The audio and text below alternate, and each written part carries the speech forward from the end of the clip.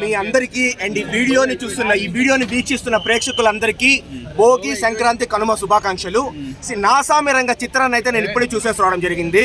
అంటే ఈ భోగి పండుగ రోజున పండగ సమయంలో జరిగిన సినిమాని అయితే చూసేసి రావడం జరిగింది. ఇంకా లాగ్ లేకుండా సినిమా ఎలా ఉంది అంటే నా పాయింట్ ఆఫ్ వ్యూలో నేను చెప్తున్నాను బ్రో. నా పర్సెప్షన్లో మూవీ వచ్చేసి నాకు యావరేజ్ అనిపించింది అంతే. ఫస్ట్ హాఫ్ వచ్చేసి మనకు డీసెంట్గానే ఉంటుంది, కానీ సెకండ్ హాఫ్ కొంచెం లాగ్ ఎక్కువ అయిపోయింది అనే ఫీల్ నాకైతే వచ్చింది. బట్ స్టిల్ ఈ సినిమాని మనం థియేటర్కి వచ్చి చూడొచ్చా అంటే డెఫినెట్లీ చూడొచ్చని నేను చెప్తాను. బట్ ఫస్ట్ హాఫ్ కోసం అయితే ఎస్పెషల్లీ మనం వచ్చి చూడొచ్చు. ఏంటంటే మనకు ఫస్ట్ హాఫ్లో మనకు నాగార్జున గారి స్వాగ్ అయితే మూవీ మొత్తం ఎక్సలెంట్గా ఉంటుంది అనమాట.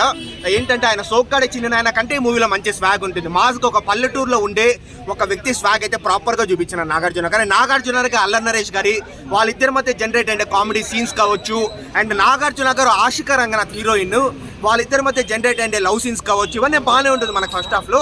సెకండ్ హాఫ్లో కాస్త లాగ్ ఎక్కువైనట్టు నాకు ఫీల్ అనిపించింది. సో మనకు మొత్తానికి సంక్రాంతికి రిలీజ్ అయ్యే ఒక స్వచ్ఛమైన అచ్చమైన సంపూర్ణమైన తెలుగు సినిమాలు చూసేస్తున్నాం కాబట్టి ఈ తెలుగు సినిమాల్లో క్లియర్ విన్నర్ ఎవరు అంటే హనుమాన్ అనే చెప్తాను. తెలుగు సినిమా స్థాయిని మరొక మెట్టు పెంచిన హనుమానే క్లియర్ విన్నర్ బ్రో.